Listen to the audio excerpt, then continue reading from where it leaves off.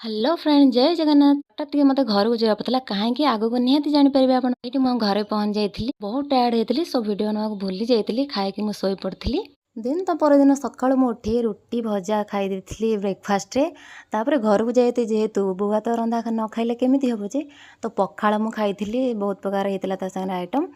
ପଖାଳ ଖାଇସାରିଲା ପରେ ଆମେ ରେଡ଼ି ହେଇଗଲୁ ହୋଲି ଖେଳିବା ପାଇଁ। ଆମ ଛୋଟ ପୁଅ ଆସି ସମସ୍ତଙ୍କୁ ହାପି ହୋଲି କହି ହୋଲି ଲଗାଇ ଦେଉଥିଲା। ମୁଁ ତାକୁ କହିଦେଇଥିଲି ସମସ୍ତଙ୍କୁ ହାପି ହୋଲି କହିବୁ ବୋଲି, ସେ ସମସ୍ତଙ୍କୁ ସେତେବେଳଠୁ ହାପି ହୋଲି କହି ଚାଲିଥିଲା।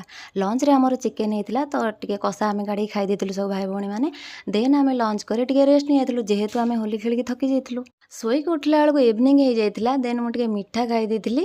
ଦେନ୍ ମୁଁ ରେଡ଼ି ହେଇଗଲି କୁଆଡ଼େ, ଯେଉଁଥିପାଇଁ ମୁଁ ହଠାତ୍ରୁ ଘରକୁ ଯାଇଥିଲି, କାହିଁକିନା ଗୋଟେ ଦିଦିର ମ୍ୟାରେଜ୍ ଥିଲା, ସେଥିପାଇଁ ହଠାତ୍ରୁ ମୁଁ ଘରକୁ ଯାଇଥିଲି। ଆମେ ଭାଇ ଭଉଣୀମାନେ ସବୁ ରେଡ଼ି ହେଇକି ଚାଲିଲୁ ମଣ୍ଡପ।